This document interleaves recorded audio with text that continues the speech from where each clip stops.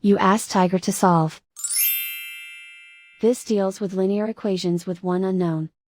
The final result is k equals -1. Let's solve it step by step. Group all constants on the right side of the equation. Subtract -5/6 from both sides. Combine the fractions. Combine the numerators. Reduce the zero numerator. Simplify the arithmetic. Combine the fractions.